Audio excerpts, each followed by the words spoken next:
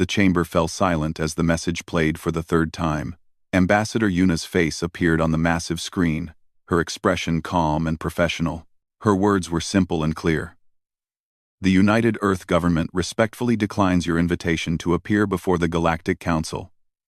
Humanity will continue its expansion into unclaimed territories. We wish you well. High Chancellor Oryx slammed his clawed hand against the stone table. The ancient reptilian had ruled the council for 2 centuries, and in all that time, no species had ever refused a summons. His golden eyes burned with fury as he looked around at the other council members. This is an insult to 12,000 years of galactic law. Councillor Vreth, the towering insectoid from the Enforcement Division, clicked his mandibles in agreement. They are a young species. They achieved faster than light travel only 50 years ago. They should be grateful we even acknowledge their existence. His compound eyes reflected the light as he turned to face the assembly. I propose we send a military fleet to their colonies. They will learn respect. Councillor Nira, a small amphibious being with soft blue skin, raised her webbed hand. Her voice was gentle but firm. Perhaps we should ask ourselves why they declined. Humans have been peaceful in all their interactions. They trade with border worlds. They have not attacked anyone. Why would they suddenly show such disrespect? Because they are expanding into restricted zones. Vreth's voice rose to a sharp screech. They have established colonies in the burning reaches, in the Dead Belt, and now they are moving toward the ghost sectors. These territories were marked as forbidden for good reason. They are death traps. No intelligent species should want them. Oryx pulled up a holographic map of the galaxy.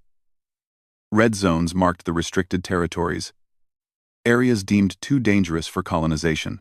In the past 3 years, small blue dots had appeared throughout these red zones. Each dot represented a human colony. There were already 47 of them, and more appeared every month. They're not asking permission, Nira observed quietly. They're simply going where they want to go. Far from the council chambers, on a military station orbiting Earth, Admiral Minho stood before a wall of screens showing fleet positions. He was a tall man with gray hair and sharp eyes that missed nothing. His uniform was clean and simple, with only a few medals on his chest. He did not believe in showing off.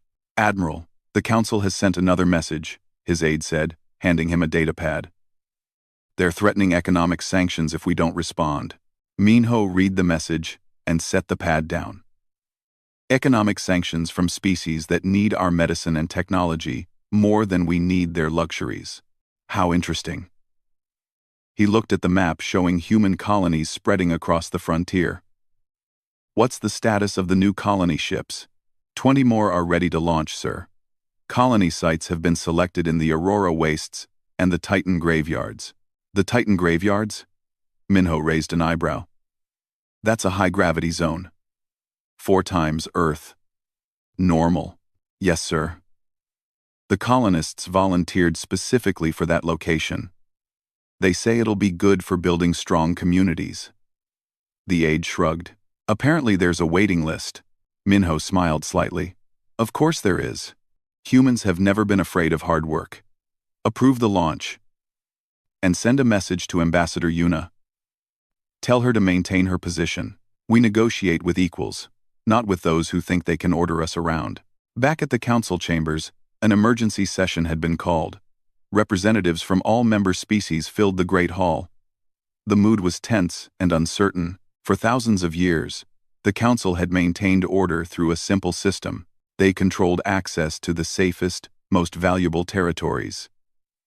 Any species that wanted to thrive had to follow council rules. But humans were different. They didn't want the safe territories. They went to places other species avoided. Places where the radiation was high, where the gravity was crushing, where the temperatures could melt steel or freeze atmosphere solid. And somehow, they not only survived there, but thrived. Captain Gina received her orders while her ship, the reconnaissance vessel Eternal Watch, was on patrol near the border zones. She was a career officer, methodical and thorough. Her mission was simple: observe human colonies and report back to the council. Take us to the nearest human settlement, she ordered her crew. But maintain a safe distance. We're here to watch, not to interact. Her ship moved silently through space toward a human colony in the scorched ring, a region surrounding a dying star. The radiation levels there were 50 times what Council species considered safe. It should have been empty, lifeless. Instead, Gina's sensors picked up a thriving settlement. Domed cities dotted the surface of 3 different planets. Ships moved between them, carrying cargo and passengers. Energy signatures showed active mining operations, farms, research facilities, and what looked like a shipyard under construction. "This is impossible," her science officer whispered. "No one can live here. Our shielding is already at maximum capacity, and we're barely holding back the radiation. How are they surviving down there?" Gina studied the readings carefully. "Look at their shield generators. The design is completely different from ours. They're not trying to block the radiation. They're channeling it, using it as a power source." She shook her head in disbelief. They turned a hazard into an advantage. A message suddenly appeared on her screen. It was from the human colony below, sent on an open channel so her entire crew could hear it. A woman's voice, friendly and casual, spoke in perfect Council common language. "Hello, Eternal Watch. Welcome to New Prosperity Colony. If you need anything, supplies or repairs, feel free to contact us. Otherwise, have a safe journey." The transmission ended. Gina stared at her screen, stunned. They had known the Council ship was there the entire time. They had tracked it, identified it, and then casually offered assistance as if watching them was perfectly normal. "Ma'am, should we respond?" her communications officer asked. "No," Gina said slowly. "Just take detailed scans of everything you can. The Council needs to see this." On Earth, Ambassador Yuna sat in her office, looking out at the blue planet below. She had served as humanity's representative to the galactic community for 10 years. She understood the Council's ways, their traditions, their pride. She also understood that humanity could not, would not, bend to their demands. Her assistant entered with another message from the Council. This one was marked urgent, with the High Chancellor's personal seal. Yuna opened it and read quickly. "They're demanding we appear before them within 30 days, she told her assistant. "If we refuse again, they'll consider it an act of war." "What will you tell them?" Yuna thought for a moment, then smiled. "The truth. That humanity doesn't need their permission to exist. That we'll continue expanding because that's what we do, and that if they truly want war with us, they should ask themselves one simple question first." "What question?" "If we're crazy enough to colonize death worlds for fun, what do they think we'll do to protect them?" She sent her response, short and simple. The Council would receive it within the hour. And then, she suspected, the real panic would begin. Captain Gina filed her report from the Scorched Ring colony. But she knew the Council would not believe it without more evidence. She requested permission to continue observing human settlements, and to her surprise, it was granted immediately. The Council wanted answers, and they wanted them fast. Her next destination was the Void Wastes, a region of space filled with debris from an ancient war. Asteroids tumbled through the darkness, colliding randomly and creating fields of deadly shrapnel. Ships avoided this area because navigation was nearly impossible. The computer systems of most species couldn't calculate safe paths through the chaos. Yet human transponder signals dotted the region like stars. Gina ordered her ship to the edge of the field and stopped, watching through her viewport. What she saw made her question everything she knew about survival. A human mining ship, no larger than her own vessel, flew directly into the asteroid field. It didn't slow down. It didn't hesitate. The ship wove between tumbling rocks with grace and speed that seemed impossible. When asteroids came too close, the ship's smaller weapons fired, breaking them into harmless fragments. The human vessel moved like it was dancing, not fighting for survival. "They're treating this like it's normal," Gina's pilot said, his voice filled with awe. "That would take our best pilots years of training, and they're doing it like they're on a leisure cruise." Gina pulled up the data on the mining ship. Its crew was only 5 people, 3 of them were civilians with no military training. The pilot was 24 years old. This wasn't elite skill. This was just standard for them. "Follow at maximum safe distance," she ordered. "I want to see where they're going." The human ship led them deeper into the field, to a location that made Gina's blood run cold. A massive space station hung in the center of the chaos. Anchored to 3 large asteroids, dozens of ships moved around it, coming and going with ease. The station itself was enormous, easily housing thousands of people. "Ma'am, I'm reading farms, manufacturing plants, research laboratories, and residential areas," her science officer reported. "It's a complete city. They're living here, in the middle of the void wastes." A message came through, this time video. A young man's face appeared on screen, smiling. "Eternal Watch. This is Void Station Control. You're welcome to dock if you need anything. We have guest quarters available. Otherwise, please maintain a safe distance from active mining operations. The asteroid traffic can get heavy during shift changes." Gina found her voice. "This is Captain Gina of the Eternal Watch. May I ask why you built a station here? This region is extremely dangerous." The young man laughed. "Dangerous? This is one of the calmer areas, actually. Plus, the mineral deposits here are incredible. We're pulling out rare elements that would take decades to find in safer zones, and honestly, it's kind of fun. Keeps everyone on their toes." "Fun," Gina repeated weakly. "You find this fun?" "Sure. I mean, it's challenging, but that's what makes it interesting. You should see the racing competitions we hold on weekends. Pilots try to make it through the North Field in under 10 minutes. Current record is 7 minutes and 43 seconds. The transmission ended. Gina sat in silence, trying to process what she had just learned.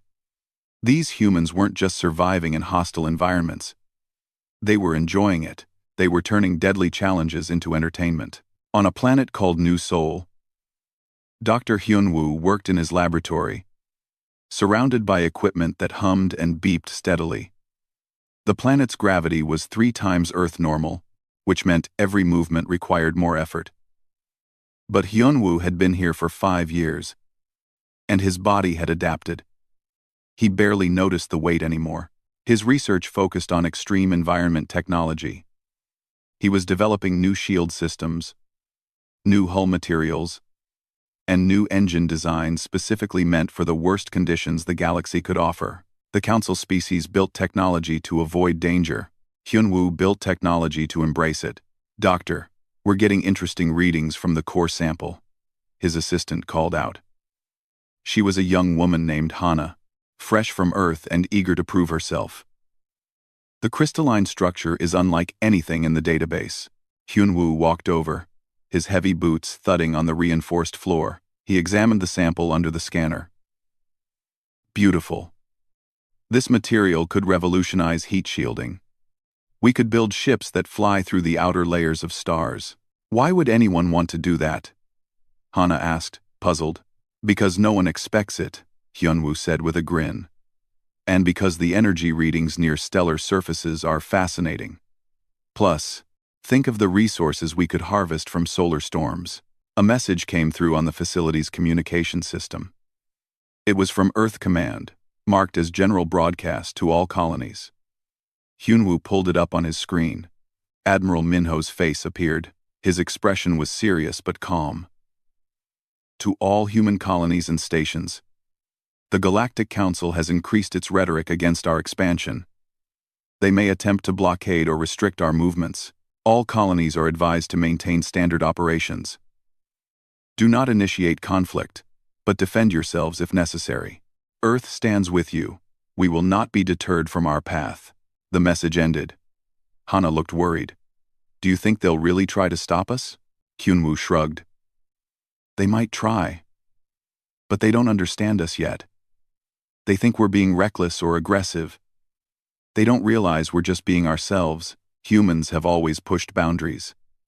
It's how we survived on Earth. It's how we'll thrive out here." Back at the Council headquarters, Counselor Thane studied the reports from multiple reconnaissance missions. He was the Council's chief military strategist, a role he had held for 30 years. He had seen many species rise and fall. He understood power and how it shifted. The reports from Captain Gina and others painted a disturbing picture. Humans were not just in a few dangerous locations. They were everywhere. They had established colonies in radiation zones, gravity wells, asteroid fields, toxic atmospheres, and regions with unstable spatial anomalies, places where council species would need massive resources just to survive. Humans treated as minor inconveniences. But what worried Thane most was the rate of expansion. 50 years ago, humans had one planet. Today, they had over 200 colonies, and were adding more every month. At this rate, in another 50 years, they would outnumber every council species combined. He called for a meeting with High Chancellor Oryx. When he entered the Chancellor's private chamber, he found the old reptilians staring at the same star maps. "You see it too," Oryx said without turning around. "They're not trying to challenge us. They're simply ignoring us. Like we don't matter. Because to them, we don't," Thane said quietly. "We control the safe territories, the easy resources, the comfortable worlds. Humans don't want those. They want the frontier, the challenges, the places we fear. We have nothing they need." Oryx turned to face him. "Then what do we do? If we attack them, we'll be the aggressors. If we do nothing, they'll spread across half the galaxy while we sit in our safe zones. Either way, we lose our authority." Thane pulled up a detailed analysis he had prepared. "There's a third option. We try to understand them. We learn why they do this. And we find a way to coexist that doesn't require us to control them. The other council members will never accept that. They'll see it as weakness. Then they're fools," Thane said bluntly. "Because I've reviewed the data on human ships, human weapons, and human capabilities. Chancellor, if it comes to war, we won't win. They've spent 50 years learning to survive in hell. We've spent 12,000 years getting soft." Oryx was silent for a long moment. Finally, he nodded. "Prepare a new proposal. We'll try diplomacy one more time. But on their terms, not ours." Far from the council chambers, on a frontier colony called Horizon's Edge, Governor Sora read the reports from Earth with satisfaction. Her colony was doing well. They had established farms in a region where the soil was toxic and the air was thin. But they had adapted, modified, and overcome. The colonists were happy, productive, and growing in number. She looked out at the red sky and smiled. This was what humanity did best. Not conquering, not destroying, but adapting and thriving. The council would learn that soon enough. Everyone would. The council chamber erupted in chaos. 3 member species had formed a coalition without official approval, and they were demanding immediate military action against humanity. Councillor Vreeth stood at the center, his mandibles clicking rapidly as he addressed the assembly. "We cannot wait any longer. The humans have established a new colony in the burning reaches, directly in territory we claimed 300 years ago. This is a clear violation of galactic law. My coalition partners and I are prepared to enforce council authority." High Chancellor Oryx raised his hand for silence, but the chamber remained loud with arguing voices. Councillor Nira tried to speak, but she was drowned out by the shouting. Only when Oryx activated, the chamber's sound dampeners did quiet return. "If you take military action without council approval, you act alone," Oryx warned.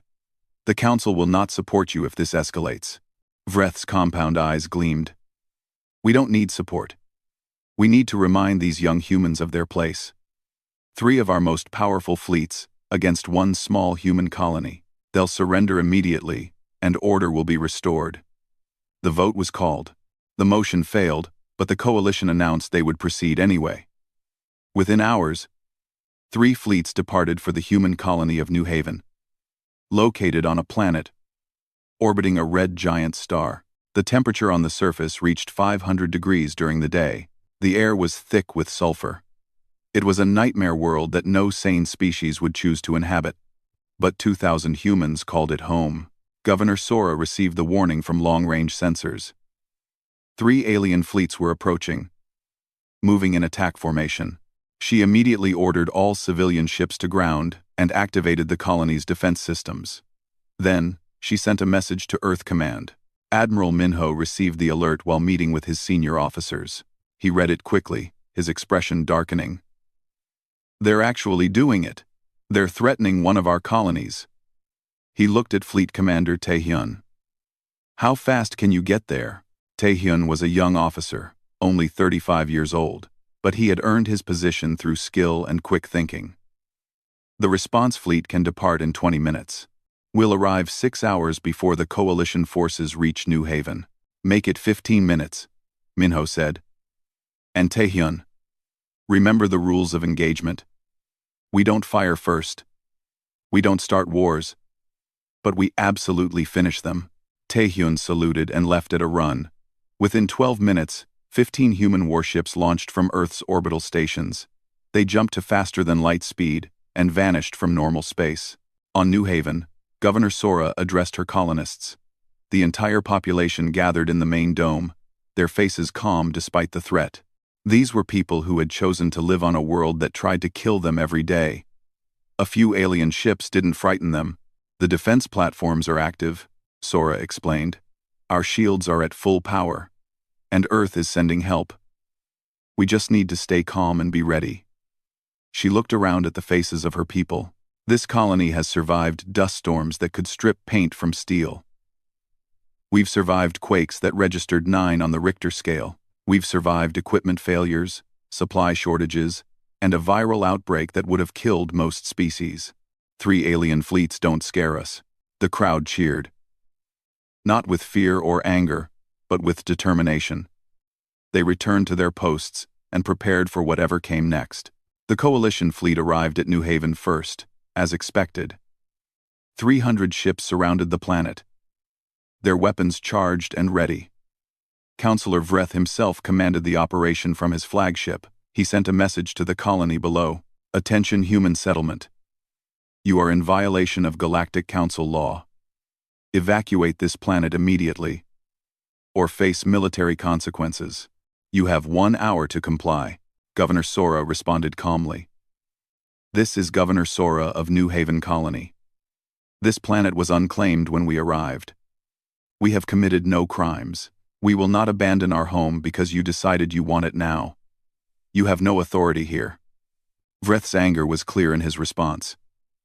"You dare defy the council? We have 3 fleets here. You have nothing." "We have everything we need," Sora said simply. "We have our home. And we have each other. That's enough." The hour passed. Vreth gave the order to power weapons and prepare to fire on the colony's shields. But before his fleet could attack, 15 new ships appeared in the system. Human warships dropped out of faster-than-light travel in perfect formation, positioning themselves between the colony and the coalition fleet. Fleet Commander Taehyun's voice broadcast on all frequencies. "This is Fleet Commander Taehyun of the United Earth Defense Force. New Haven is a human colony on unclaimed territory. Any attack on this colony will be considered an act of war against all of humanity. Stand down immediately." Vreth laughed, a harsh, chittering sound. 15 ships against 300? You cannot be serious." "I'm completely serious," Taehyun replied. "But I'll make you an offer. You can leave now, peacefully, and we'll forget this happened. Or you can stay and learn why humans don't fear dangerous places." Vreth ordered his fleet to advance. The human ships didn't move. They simply hung in space, waiting. The coalition ships came closer. Weapons locked on targets. Still, the humans didn't fire. Captain Gina watched from a safe distance, her ship monitoring the situation for the council. She had been ordered to observe and report. What she saw next would haunt her for the rest of her life. The coalition fleet opened fire first, launching missiles and energy beams at the human ships. The humans' defensive systems activated instantly. Point defense lasers shot down missiles with perfect accuracy. Energy shields deflected beam weapons like they were nothing. And then, the human ships moved. They didn't move like normal spacecraft. They moved like fighters, like atmospheric craft, with turns and accelerations that should have been impossible in space. The human vessels split into 3 groups, each group engaging one of the coalition fleets with devastating efficiency. Taehyun's flagship accelerated directly toward Vreeth's command ship. Vreeth ordered evasive maneuvers, but his ship was too slow. The human warship was suddenly beside him, matching his course exactly. Taehyun's voice came through again. Your shields are down to 60%. Your weapons can't track fast enough to hit us. Your engines are slower than ours. This is your last warning. Stand down. Vreeth, in his pride and fury, ordered his entire fleet to focus fire on Taehyun's ship. 300 ships fired at once, a massive barrage of energy and metal that lit up space like a new sun. When the light faded, Taehyun's ship was still there, shields at 40% but holding, and then the human fleet fired back. They didn't try to destroy the coalition ships. They targeted specific systems with surgical precision. Engines were disabled. Weapons were neutralized. Communication arrays were destroyed. In less than 5 minutes, 300 coalition ships floated helplessly in space, unable to fight, unable to run, unable to even call for help. Taehyun broadcast one final message. This is what happens when you threaten human colonies. We could have destroyed you. We chose not to. Remember that. Tell your council that humanity will defend itself, but we don't seek war. We just want to be left alone to build our lives in peace. The human fleet launched repair drones toward the disabled ships, making sure no one would die from life support failures. Then they returned to their positions around New Haven and waited. Captain Gina sent her report to the council with shaking hands. She included every scan, every recording, every detail of what she had witnessed. The human ships were faster, more maneuverable, better armed, and better defended than anything the council had. And they had shown mercy when they could have shown destruction. At the council chambers, panic truly set in. Councillor Vreeth's humiliating defeat had been broadcast across the galaxy. Every species now knew the truth. Humans could not be controlled by force. They could not be intimidated. They could not be stopped. High Chancellor Oryx sat alone in his private chamber, reading Captain Gina's full report. At the end, she had added a personal note. They're not trying to conquer us. They're just trying to live. But if we push them, if we force them to fight, we'll lose. It won't even be close. Oryx knew she was right. The question now was whether the council could swallow its pride and adapt to this new reality. Or would they keep pushing until the humans decided they had no choice but to push back? He called for an emergency session. It was time for the council to face the truth, whether they liked it or not. The age of council dominance was over. A new age had begun, and humanity was leading the way into it. Councillor Nira couldn't sleep. The images from the New Haven incident played in her mind over and over. She had warned the council, but they hadn't listened. Now 3 fleets sat disabled in space, a humiliating reminder of what happened when pride overruled wisdom. She walked through the empty corridors of the council archives at night, seeking answers. The archives were old, older than most civilizations in the galaxy. Records stretched back 12,000 years, to the founding of the council itself. Most counselors never visited these halls. The past was the past, and they were focused on the present. But Nira believed the past held answers. She searched through ancient files, looking for something. Anything that might explain why humans were so different. The archives were vast, and many sections were marked as restricted. She had never questioned these restrictions before. Now she wondered what secrets they hid. Using her council credentials, Nira accessed a restricted section marked Historical Records, Pre-Council Era.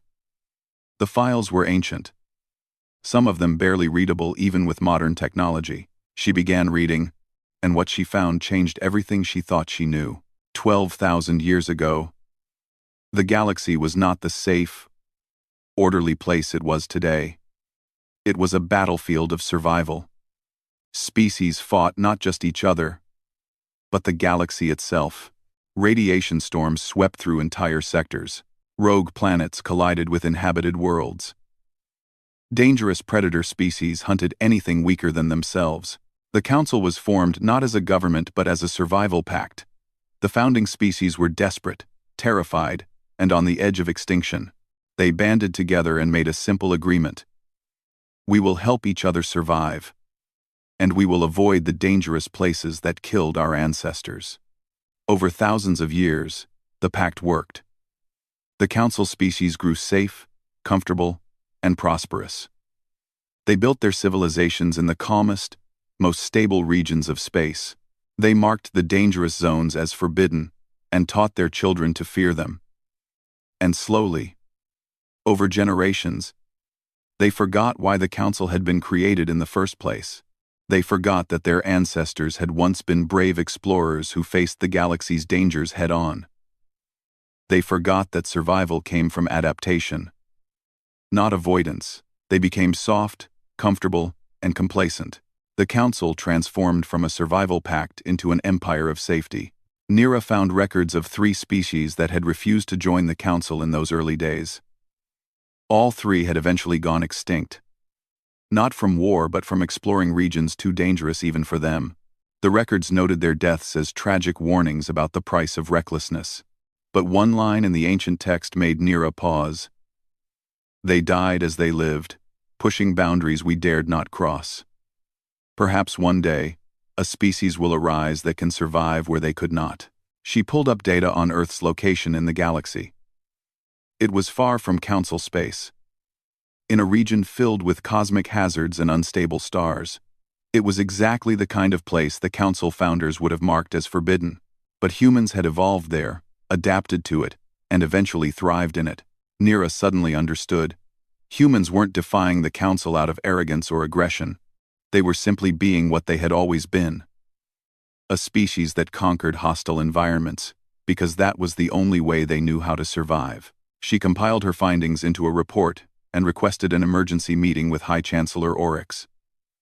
To her surprise, she found Counselor Thane already in the Chancellor's chamber when she arrived. "I've been reviewing the same archives," Thane said when he saw her shocked expression. "I reached the same conclusion you did." Oryx gestured for Nira to sit. "Share your findings with both of us. I need multiple perspectives on this." Nira presented everything she had discovered. The forgotten history of the Council's founding. The transformation from survivors to administrators. The loss of courage that had made the Council possible in the first place. "We became what we are by avoiding danger," she concluded. "Humans became what they are by facing it. We're not better or worse than them. We're just different. And the galaxy is big enough for both approaches." Thane added his own analysis. "I've studied human military capabilities extensively. Their technology isn't necessarily more advanced than ours. It's optimized differently. Where we build shields to block damage completely, they build shields that can take some damage and keep working. Where we avoid hostile environments, they develop technology specifically for those environments. Every choice they make is about adaptation, not protection." Oryx listened in silence, his ancient eyes thoughtful. Finally, he spoke. "I want you to arrange a meeting with someone who might have more answers. Elder Krill is the oldest living being in Council space. He was alive when the Council was young. If anyone remembers what we used to be, it's him." 3 days later, Nira found herself on a small, peaceful world where Elder Krill had retired centuries ago. He was a member of a species that aged very slowly, and though he was nearly 8,000 years old, his mind was still sharp. Krill sat in a garden filled with strange, beautiful plants.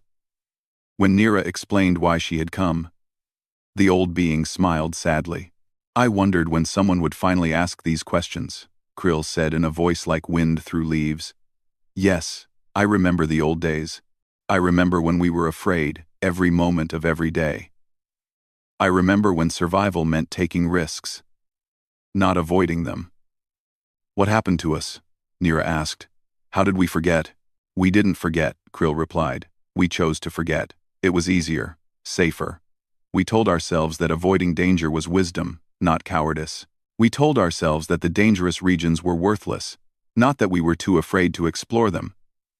We built a comfortable lie, and lived in it for so long that it became truth. And now humans have shown us the lie, Thane said quietly. He had accompanied Nira to hear Krill's testimony.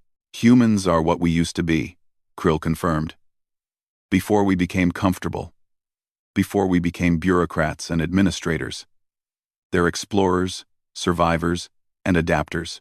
They'll spread across the galaxy not because they want to conquer it, but because that's simply what they do. It's in their nature. Can we coexist with them? Nira asked. Krill laughed, a sound like bells chiming. Of course. But not as their superiors or their rulers. As their partners, perhaps. As their students. Definitely, they have much to teach us about courage, if we're brave enough to learn.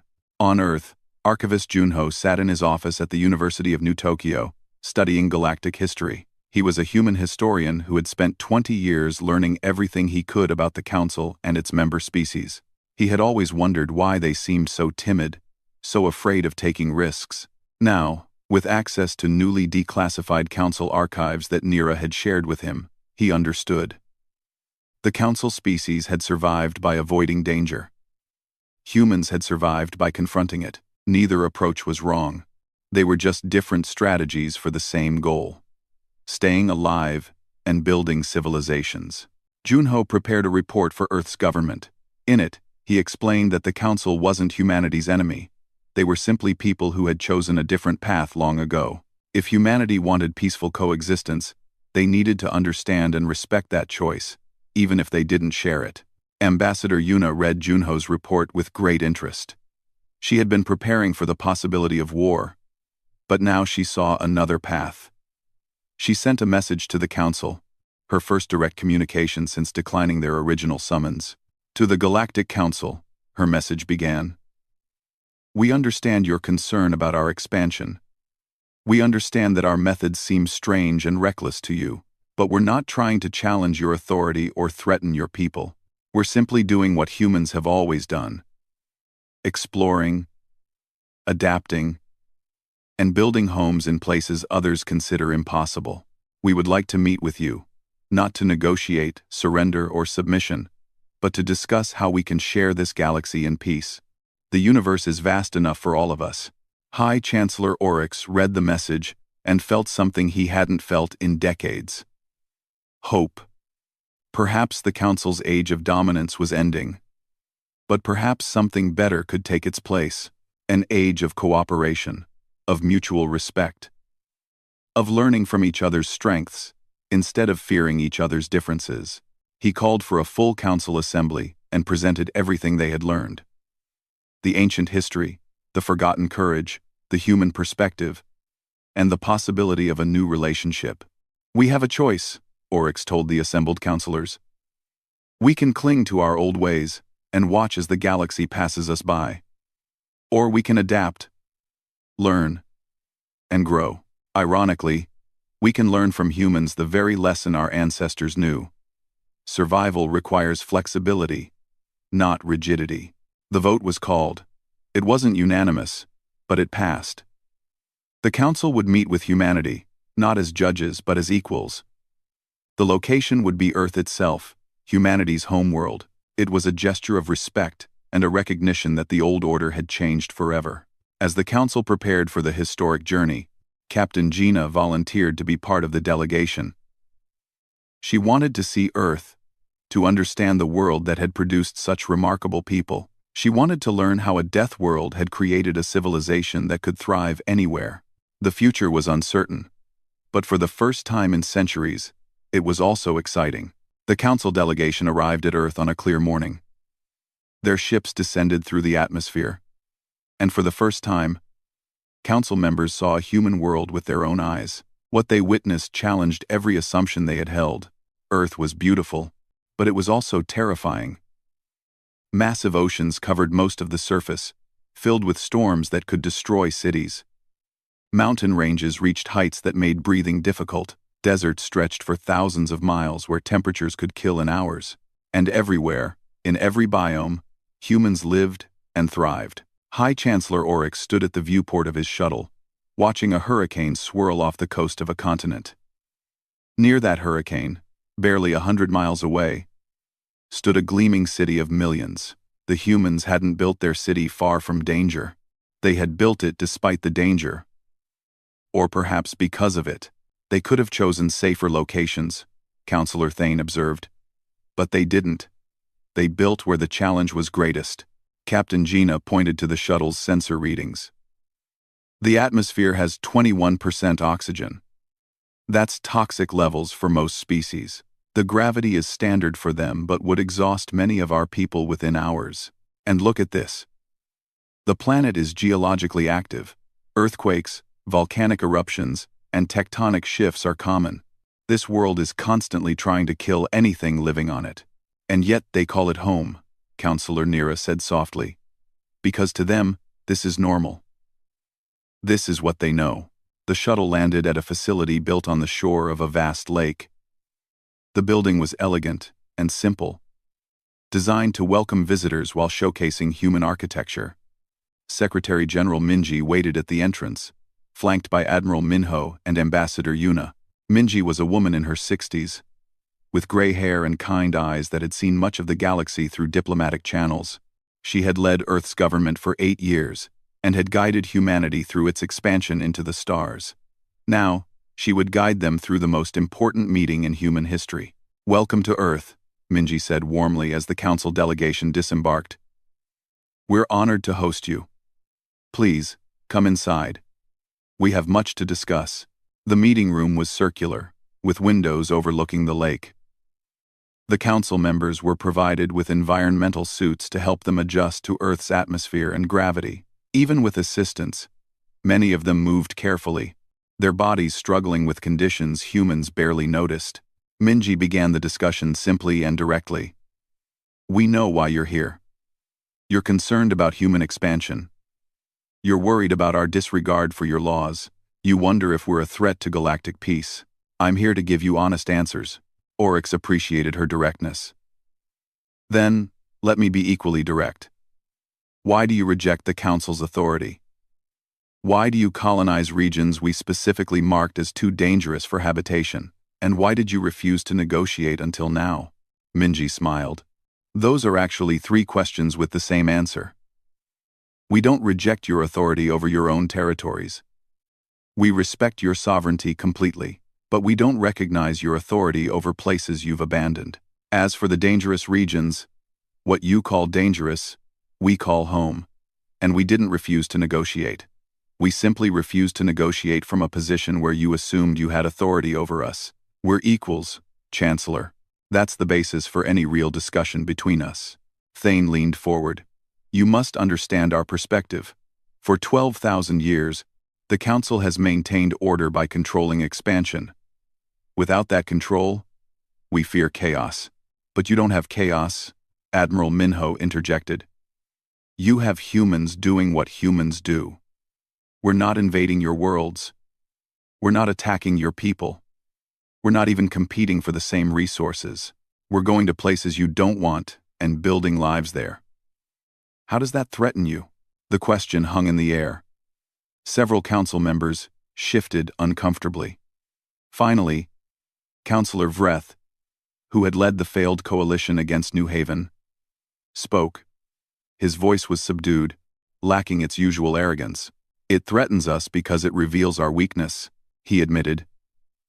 "For thousands of years, we've told ourselves that we control the galaxy.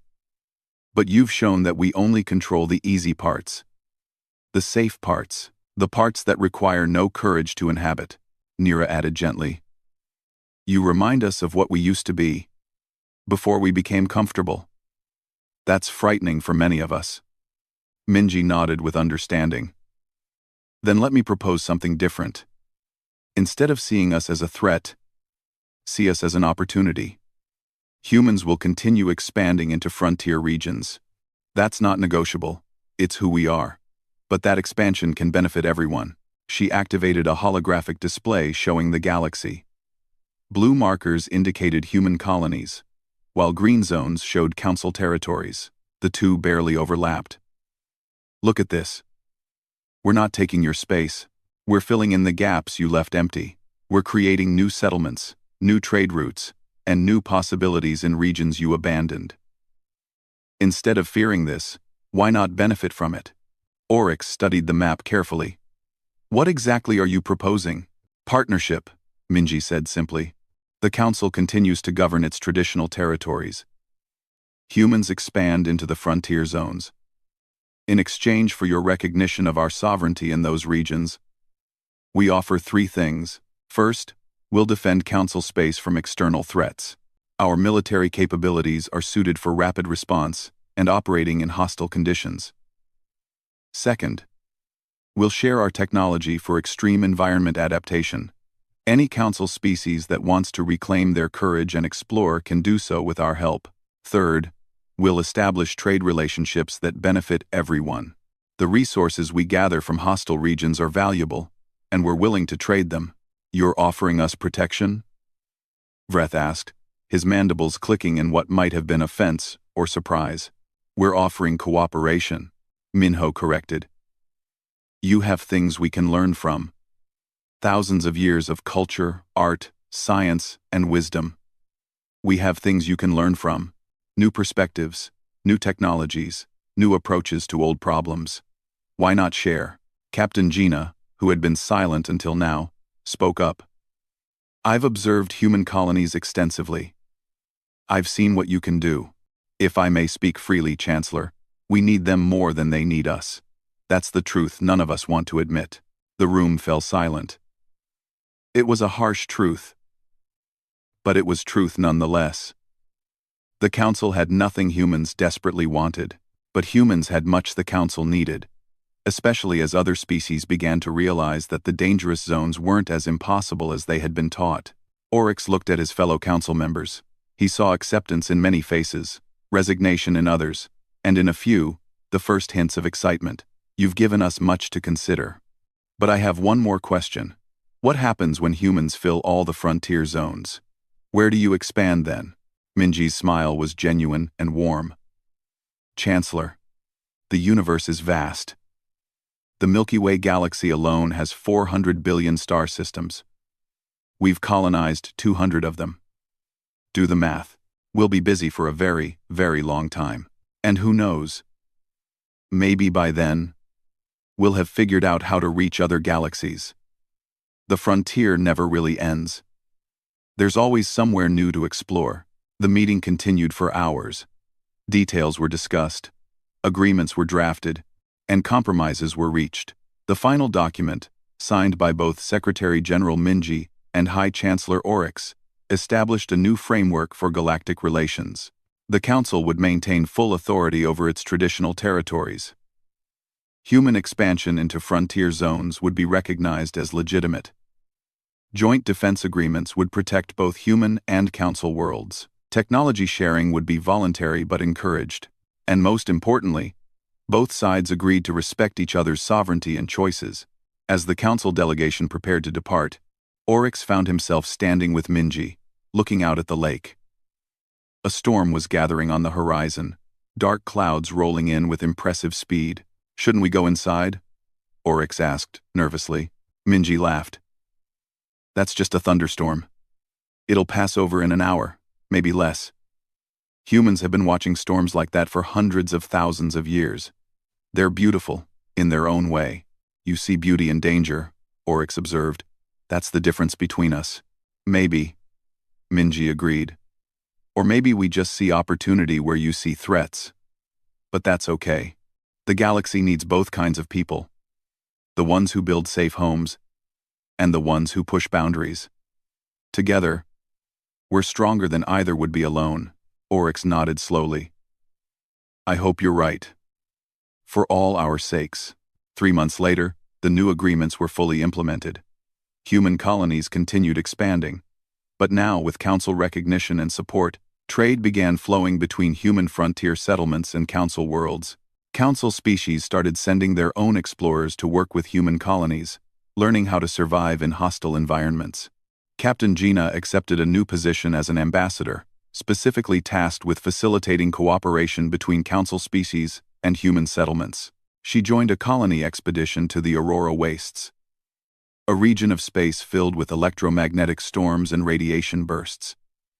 The human colonists welcomed her warmly and immediately began teaching her their methods. On her first night in the colony, Gina stood on an observation deck, watching purple and blue auroras dance across the sky as radiation storms interacted with the planet's magnetic field. It was dangerous, beautiful, and utterly unlike anything she had experienced in council space. A young human woman named Hannah stood beside her, also watching the display. Beautiful, isn't it?